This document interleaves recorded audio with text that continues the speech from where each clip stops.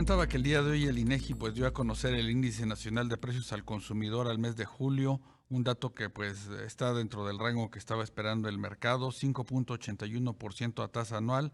Pues bueno, pues como se ha observado en estos días, los precios de los alimentos, también el precio del gas LP han incidido en la inflación, en los precios al consumidor, y precisamente para platicar sobre este entorno macro y hacia dónde podrían ir las siguientes decisiones del Banco de México, nos acompaña esta tarde James Salazar, él es subdirector de análisis económico de CI Banco. James, muy buenas tardes, te saluda Rogelio Varela. Hola Rogelio, buenas tardes. Gracias por acompañarnos, James. Pues, ¿cómo viste este dato que dio a conocer el día de hoy el INEGI? También hemos visto que tanto la inflación subyacente como no subyacente, pues han tenido brincos importantes. Así es, como comentabas al inicio, son varios los elementos, principalmente energéticos, algunos agroindustriales que están detrás o justifican estas alzas en precios a tasa mensual y a tasa anual. Aquí lo preocupante es que se mantienen niveles altos todavía la inflación, ¿no? Podemos decir que en este mes de julio retrocedió un poquito comparado con el máximo alcanzado en abril, pero la realidad es que se mantiene todavía muy lejos de los objetivos que tiene la Autoridad Monetaria Mexicana, que hay que recordar a los amigos que nos escuchan. El Banco de México tiene como meta un 3% con un margen de error de más o menos 1%. Entonces, en principio, podríamos hablar de que se mantienen todavía alejados del 4%, que es el umbral superior de los objetivos de Banco de México. Y aquí el problema con la inflación es que, bueno, uno de los problemas es que está difícil en este momento hacer una cuantificación de hacia dónde va. Podríamos suponer que se debe a fenómenos temporales, que es una cuestión de efecto base, que tiene que ver con precios relativos, que los bienes industriales o manufactureros o mercancías no alimenticias están subiendo más que los servicios, que depende del grado de reapertura de la actividad económica.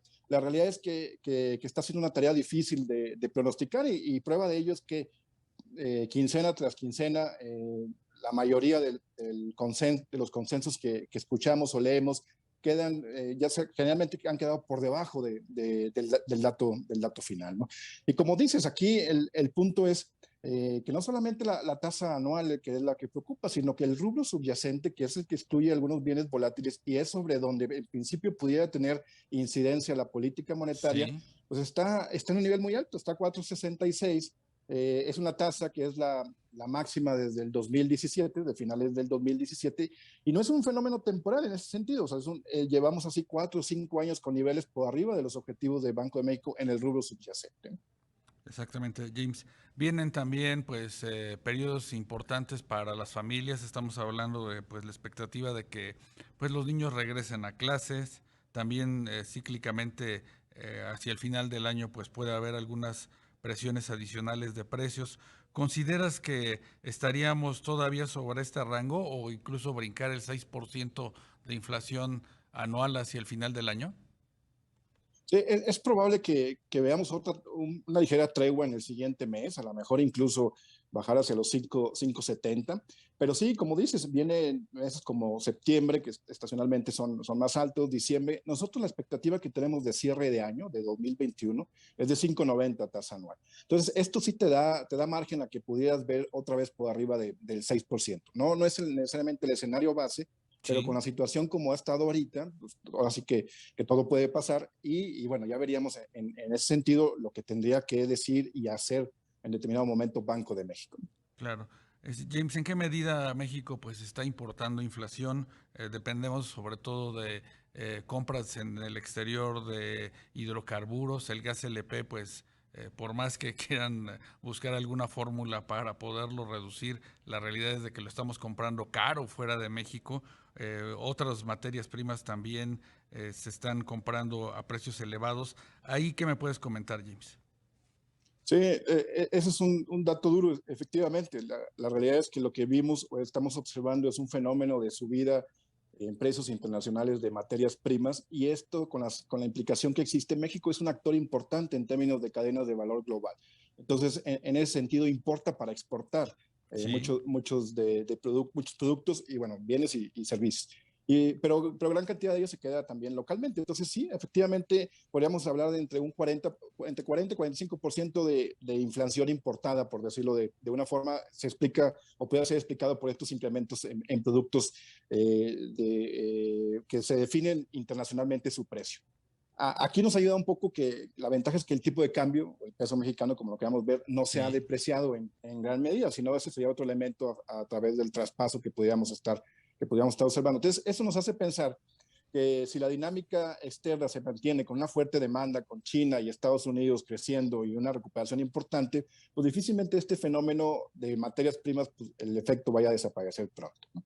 Adicionalmente, tienes que todavía hay algunas cadenas que se rompieron desde el año pasado y esto sigue generando cuellos de botella. El mejor ejemplo muy claro y que seguramente los amigos que nos escuchan lo han leído de forma cotidiana es el tema del sector automotriz. Sí. Ahí la cuestión de los semiconductores y los chips, el incremento en precios de aceros, del acero por otros motivos, está generando, aparte de desabasto, importantes ajustes en los niveles de producción. Claro. James, ¿cuál sería en estos momentos, a partir de lo que nos comentas, pues el margen de maniobra que puede tener el Banco de México a partir de mover su tasa de interés? Sabemos que su mandato constitucional, su objetivo, pues es preservar la estabilidad de la moneda, el valor del peso y también, pues ante estos fenómenos, sobre todo en la parte externa, ¿cuál sería, digamos, que la alternativa que podría tener Banco de México? Sí, ya Banco de México en la reunión pasada, en junio, ya abrió la puerta a subida de tasas, ¿no? La realidad es que lo que quiso hacer Banco de México es previsorio, o sea, Sí, no quiso alinear las expectativas de inflación, que no se le salgan, las cuales no se han salido, pero aún así fue una medida más de precaución. La realidad es que el escenario de inflación de junio a la fecha no ha cambiado tanto, entonces si el mensaje fue que le preocupan que la tasa anual de inflación se comportó por arriba de lo que ellos pronosticaban. Entonces es muy probable que este próximo jueves, en la reunión que sostengan, pues, veamos otra vez un alza de tasas, por lo menos de 25 puntos base. Aquí hay que recordar, en la reunión de junio nos sorprendió sí. a todos, no lo esperábamos. Ahora prácticamente todos estamos esperando esta subida. Entonces no hay que descartar sorpresas. O sea, la sorpresa puede ser incluso que no suba o que el aumento sea de 50 puntos bases, o sea, que sea todavía para tener un mayor impacto. O sea, lo que Banco de México no quiere es decir o generar esta percepción entre los agentes económicos de que puede tolerar una inflación alta, Sí. y el problema es que esa inflación alta después se puede convertir en un fenómeno, ya no sea transitorio, sino en un fenómeno permanente.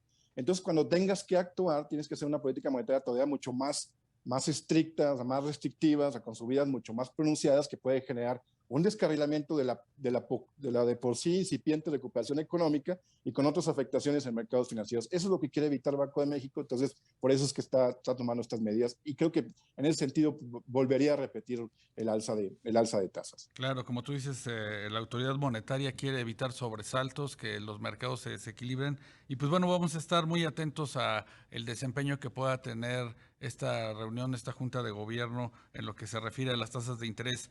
James Salazar, subdirector de análisis económico de CI Banco, muchas gracias por estar con nosotros.